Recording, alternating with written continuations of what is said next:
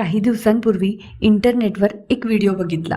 त्यात एक आई आपल्या 8 ते 9 वर्षाच्या मुलाला रेल्वेमध्ये चापटा आणत होती. मग काय, आजूबाजूच्यांनी काढला मोबाईल, सुरू केलं रेकॉर्डिंग आणि बाईला बजावलं, हे काय बरोबर नाही, मुलाला असं मारणं वगैरे. लागले ज्ञान द्यायला.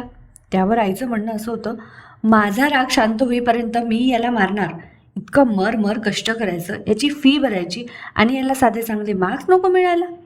मग त्या रीलखाली सगळे एक्सपर्ट्स लागले कमेंट करायला. काही बोलले, आईचं बरोबर आहे, आमचे आईवडील तर याच्यापेक्षा जास्त दूध होते आम्हाला, तेव्हा नव्हतं असलं जेंटल पॅरेंटिंग वगैरे काही म्हणाले. पण असं सगळ्यांसमोर मारल्याने त्याच्या बालमनावर वाईट परिणाम नाही का होणार? आता नेमकं कोणाचं बरोबर हा प्रश्न. पण कोण बरोबर कोण चूक याहीपेक्षा आपल्या मुलांसाठी खरंच काय योग्य आहे याचा अभ्यास आपण थोडा थंड डोक्याने केला पाहिजे. शेवटी तो आपल्या पाल्यांच्या जीवनाचा, व्यक्तिमत्व विकासाचा प्रश्न आहे. याच विषयावर प्रकाश टाकणारं हे पुस्तक डॉक्टर श्रुती पानसे यांचं पहिली 8 वर्ष सहज शिक्षणाची. तसं फार काही नवीन या पुस्तकात नाही. जे आपण सगळीकडे आजकाल ऐकतो तेच सगळं आहे. आपण ते बरेचदा ऐकलंही असेल, पण कदाचित आपल्याला ते पटलं नाही. त्याच सगळ्या गोष्टी यामध्ये वैज्ञानिकदृष्ट्या पटवून सांगितल्या आहे. सुरुवातीला मला सुद्धा वाटायचं, मार खाल्ल्याशिवाय मुलांना वळण नाही लागणार, छडी लागे छमछम, विद्याई घमघम, नेहमीच ऐकत आलो आहे आपण, नाही का? पण हे वाचल्यावर माझे विचार बरेच बदललेत. त्यामुळे मी सर्व पालकांना सांगेन, एकदा हे पुस्तक नक्की वाचा. असो तर लेखिकेने सुरुवातीला मुलांच्या मूळ स्वभावाचं वर्णन केलं आहे. मुलं मुली जन्मापासून जिज्ञासू असतात, नवीन गोष्टी शिकण्यास आतुर असतात. वयाच्या अवघ्या 2 वर्षात ते पुढील आयुष्यासाठी महत्त्वाच्या सगळ्या गोष्टी, बोलणे, उठणे, चालणे, बसणे शिकून घेतात. आपल्या 5 ज्ञानेंद्रियाच्या मदतीने सभोवतालचा सगळा अभ्यास ते करत असतात. पुढच्या टप्प्यात त्यांच्या औपचारिक शिक्षणाची सुरुवात होते. मुलांसाठी मी म्हणजे खूप महत्त्वाचा असतो. त्यांचा फुलत जाणारा इगो त्यांच्यासाठी खूपच महत्त्वाचा असतो. त्यांच्या गोष्टी, त्यांचं बोलणं आपल्यासाठी बिनमहत्त्वाचं असलं तरी त्यांच्यासाठी ते खूप महत्त्वाचं असतं. या वयापासूनच जर आपण त्यांच्या सगळ्या महत्त्वाच्या, बिनमहत्त्वाच्या प्रश्नाची उत्तर द्यायची सवय लावली तर आपल्या सर्व प्रश्नांची उत्तरं आपल्या पालकांकडे आहे याची खात्री त्यांना होईल.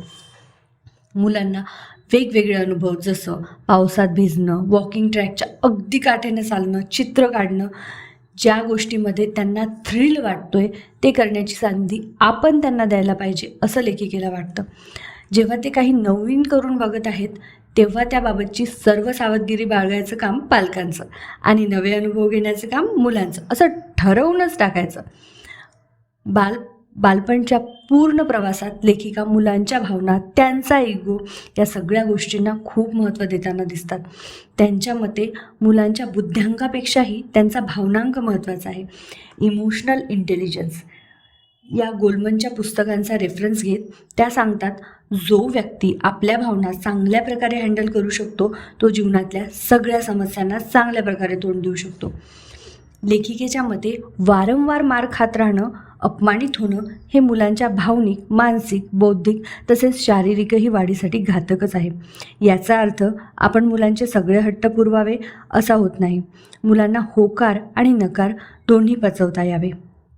प्रश्न आहे तो पालकांनी मुलांच्या या हट्टाला कशी प्रतिक्रिया द्यावी हा.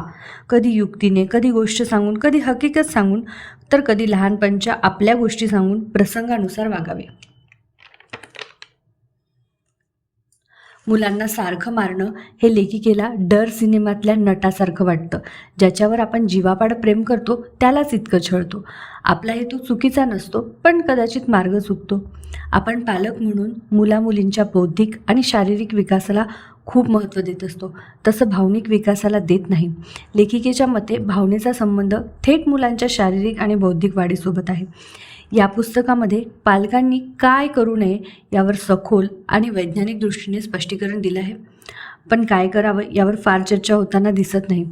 तरी काय करू नये हे जाणून घेणं देखील तितकंच महत्त्वाचं आहे. या व्हिडिओमध्ये पुस्तकातील सगळ्याच गोष्टी कव्हर होत नाहीत. हे सिनेमाच्या एका टीझरसारखं आहे. सर्व पालकांनी एकदा तरी हे वाचण्यासारखं आहे.